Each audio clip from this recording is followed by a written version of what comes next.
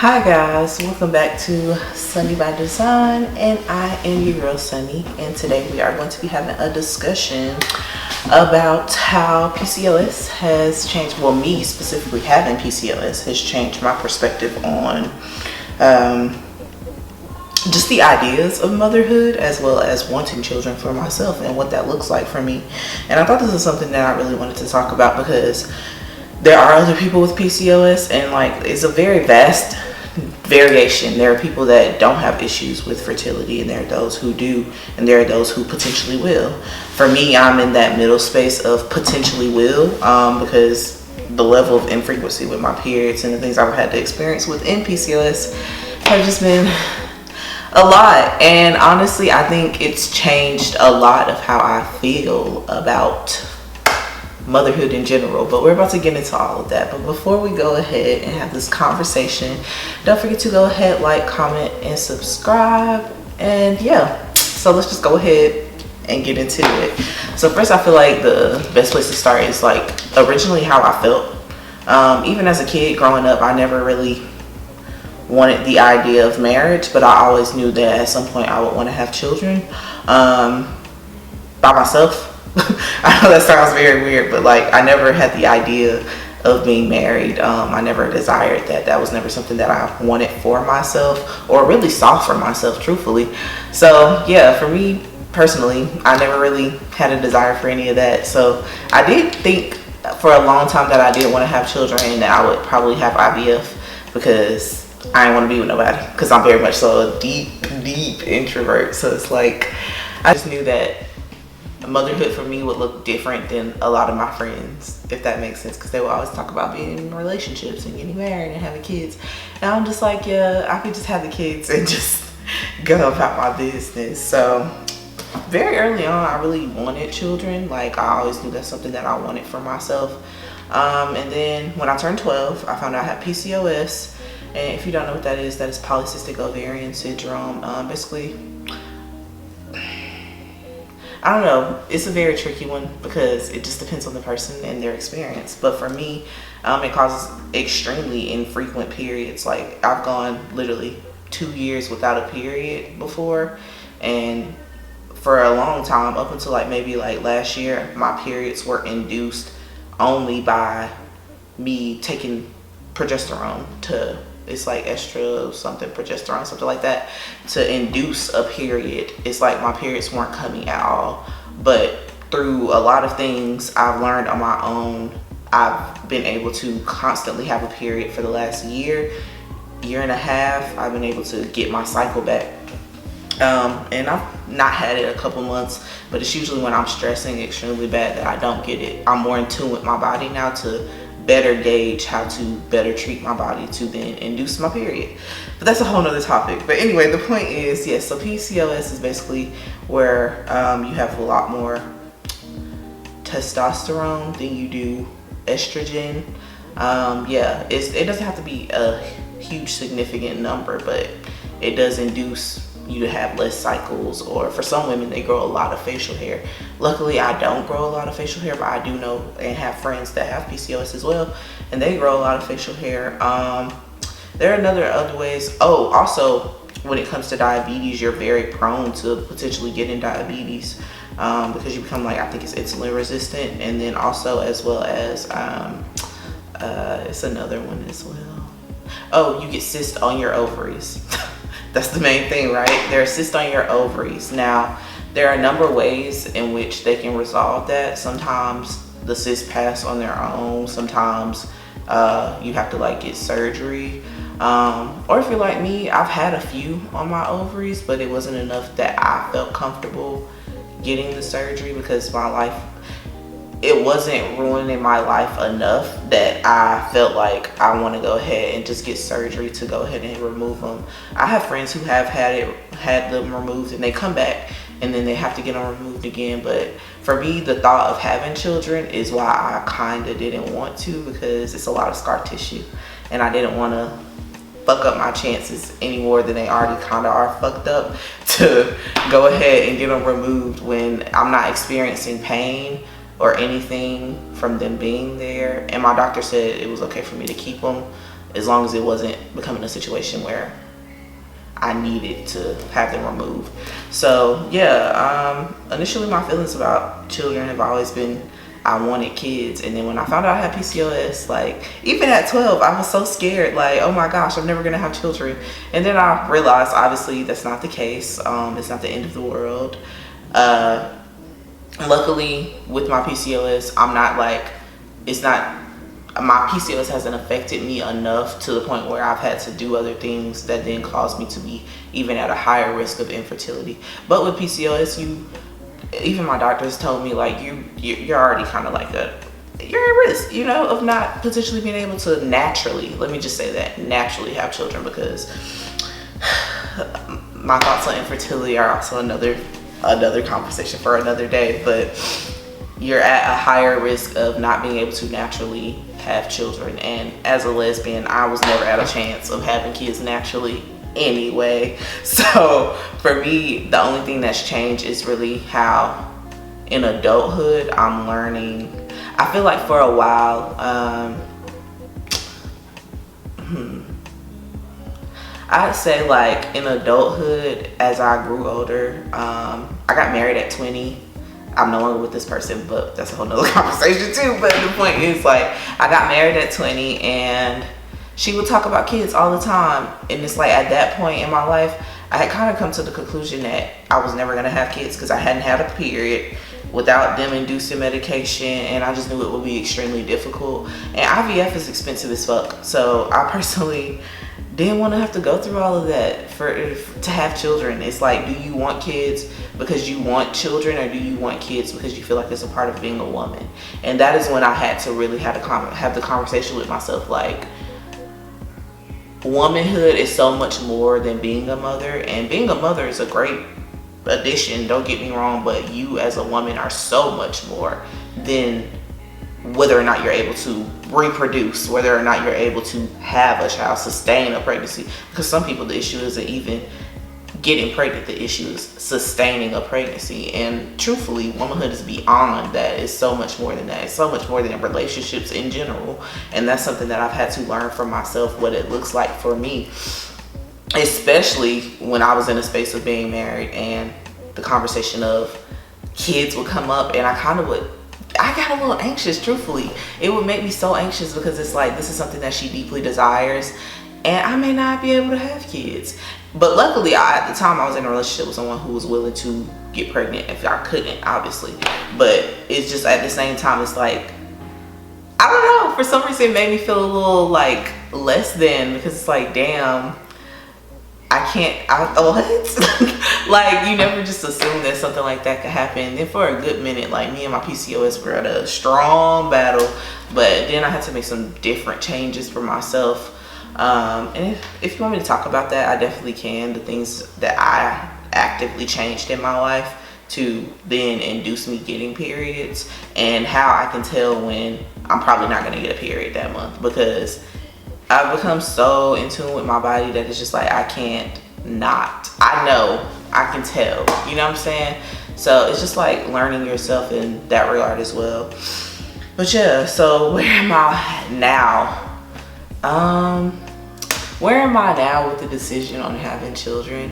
For me, I want children because I'm an only child, and I want, you know, my family legacy to exceed beyond me, you know what I'm saying? I feel like up until now, my parents created me, and then I feel like there's so much that I can instill into someone else that would then benefit the next generation. And I know that sounds very narcissistic, but I'm saying that's really what you need to be thinking about, on top of the fact of, are you really in a space to grow and help a human be better?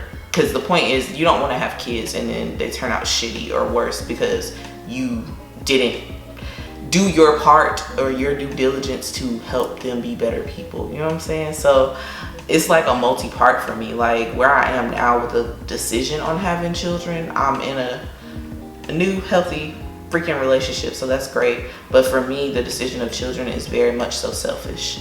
So you need to think about you and not about a relationship, because at the end of the day, if this relationship dissolves, are you going to want to have kids? And the answer for me is, yeah, I still want kids. I do want children. I would hope to have some biologically, but if not, that's fine. I'm open to adopting, obviously. But I would want to adopt siblings because I feel like they're less likely to get adopted together, and I can't imagine like growing up with my sibling and then us not being able to live together anymore. So if I was to adopt, I would definitely want to adopt siblings. I don't know, it's like a very catch-22 for me, because when it comes to the thought of womanhood, I've had to learn to disassociate that shit from motherhood. Because when you tie the two together, you feel like less of a woman if you don't enter motherhood. And I do want children, but at the same time, I know I'll be okay if I don't. Like, I've decided for myself before I turn 30, I don't want to have a child. And my doctor for a good minute was telling me, like, look, the closer you are to your 30s, the harder it's going to be for you. And for me, I mean, I'm not gonna lie, it was very fucking discouraging, because it's like, damn, I'm like, at this time I was like 21, I was fucking married, and I really was kind of over that shit too. So it was just like, I don't want to hear that I need to have children now, because the longer I wait, the closer I am to not fucking having them. It's like, but I don't want to have kids with this person. I don't even want to breathe life into this dead situation. Like, I just, it was a very, I don't know, it was a very depressing time, truthfully, because it's like, I can't have this conversation with my parents because I'm 20 fucking one, and it's like, girl, you got a long life. Like, my parents had me at 23, but still, like, me being 21 talking about kids, they don't want to hear that. Even though I am married at this point, they're like, no, girl, you got life to live. So it's not like I can have a real conversation with them about how, like, I'm really afraid that I'm not gonna have children and X, Y, and Z. Like, I can't have that conversation at this point. So it's like very fucking depressing, because I'm very close with my parents, and my friends, they're my friends, love them dearly, but when it comes to a lot of things in life, I can't have those kinds of conversations with them either, because we grew up totally differently in the way I see things. I don't know. My parents just understand me best, okay? So it's like, they're really my best friends. So, like, yeah, if I can't talk to my parents about some shit, I really am not invested in talking to anybody else about it, truthfully. So it was just like, yeah, I mean, yeah. So now, being that I am now, I'm 25, I've consciously made the decision that I'm not willing to have children before 30. Maybe 28, 29, maybe I'll consider it then, but for the most part, I'm unwilling to have children before 30. And if by that time, if I've tried and it just doesn't work out, then it just doesn't fucking work out. I mean, maybe I'm just not meant to give birth, you know? I'm honestly very fucking petrified of giving birth, truthfully, as a black woman in America. The mortality rates and everything, and that's another fucking discussion too. But for me, it's just like, there are so many things beyond just giving birth that are factors that I, especially as a lesbian woman who would have to go through, you know, a doctor to get pregnant, or there are people who, you know, do at home shit, but you know what I mean. Like, I'm not gonna naturally just be fucking my boo and get pregnant. Like, no, that doesn't work for me. So it's like, I have to do other unconventional things to even experience motherhood. And it's really like, is it worth it? Because for me, my mental health in general has been a long battle with me, and I'm not willing to compromise it to the depths that I know not being able to conceive would bring for me. It's like the constant fear for me, truthfully, is like the fear of freaking miscarrying. Like, I don't know if I could survive that. And it's like, most women are probably like not thinking about that kind of shit. Like, girl, why are you even thinking about that? But the reality is, with PCOS, it's a very high possibility. And then even with the conversations me and my doctor have had, it's a very high possibility that I could miscarry, or I could like, it's just like, it's a very scary thing, and I want to experience it. I want to bring life into this world, but I also don't want to lose myself or my mental health and stability trying to do so, you know? So yeah, I don't know. It's like I want children, but the question is at what cost am I willing to pay?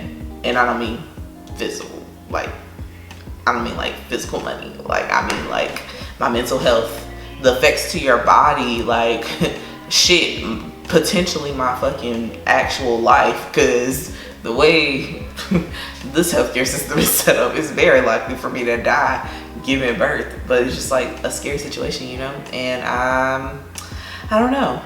What are your thoughts? Like, are you guys like, or do any of you have similar thoughts to me? Like, I feel like it's just something that I've just constantly internally thought about and just never expressed. But I've learned, especially now, being in a new relationship and potentially talking about having children. Obviously, at some point, not now, but at some point, I feel like it's something that I have to be more open and honest about, because I don't, A, want to get your hopes up that we finna have kids and then it doesn't happen that way. And B, are you willing to adopt? Because some people don't want to adopt, and that's perfectly fine. That's okay. You're not a bad person if you don't want to adopt. I get it. Biology over anything. I get that. Cool. But those are conversations that you really need to have with the person that you're with. And as somebody who's naturally a loner, honestly, after getting divorced, I never expected to be with anyone, truthfully. I expected to have, like, you know, like a boo or something like that, but never to actually be in a relationship with anyone after that, because truthfully, I don't know. I've just never seen that for myself. But clearly God and the universe see things for you that you don't see for yourself, you know? And so it's just like, for me right now, I don't know, like, what, I feel like I'm also afraid of the fact that I'm very unconventional in a lot of ways, and there's some things that I'm not willing to tolerate when it comes to my kids, you know? Yeah, I don't know, y'all. But basically, I'm open to whatever the universe brings to me. If that is motherhood, then great. If it isn't, then I'll just be a dog mom for fucking ever. I'm cool either way. But ultimately, I just want what's best for me. I want what's best for the child. And ultimately, I don't want to be a fucking burden to the planet. And I say that because truthfully, the more we procreate, the more of a burden we become to the planet, especially when we're procreating with the same ideals of the shit that is already out. You know what I'm saying? So it's just like a multi-part of a lot of things that play factors for me, and just honestly telling myself and understanding that I am more than motherhood. And womanhood for me is not solely reliant on motherhood. Honestly, it's not relying on it at the fuck all, truthfully, because motherhood is beautiful. I think it's such a beautiful thing to see my friends with their kids and stuff like that and all of that. But ultimately, my womanhood does not rely on that. And for them, it may. And I'm not saying if you believe that your womanhood is tied into you being a mother, that it's bad. No, that's not what I'm saying. But what I'm saying is, for me as a woman who has no children, who sees life in a whole different way, in a lot of different ways, it's not it for me. It's not, my life does not end or begin with children, you know? And I think it's taken me a while to get to this place, to realize, like, my reproductive organs do not determine the validity of the woman that I am and the woman that I'm becoming. So yeah, comment down below. Let me know your perspective on motherhood and fucking giving birth, childbirth. Give me your experience if you have had kids, because I don't know. I actually am going to school to be a nurse midwife, so I really want to know your experience with that. Like, what was it like for you giving birth to your children, and what would you want to have had happen if it wasn't the best fucking experience? Like, my mom, when she gave birth to me, it was not a great experience. And and I think we also should normalize that while yes, having a child is beautiful, we also need to normalize that shit ain't fun. Like, it's not it's like a beautiful thing to have given birth, but at the same time it's like, what the fuck, bruh? Like, you just ripped my fucking body apart. Like, it's just so much for me. It's like I'm too realistic and honest that I feel like me expressing like the discomfort or the fucking like, oh my god, like you've ruined my body. Like, I don't know. But yeah, I don't know. I think I'm just gonna end it here. But one last thing though, I would like to say that I obviously am not oblivious to the fact that because I have PCOS, like there are things that I need to do to prepare my body to have a child. So now I'm working on my eating, I'm working on my, you know, losing weight, being healthy, and whatever that means for you and your body. Not what a doctor told you is healthy, but what is good for you and your body. Being healthy mentally and emotionally, like all of that shit matters too.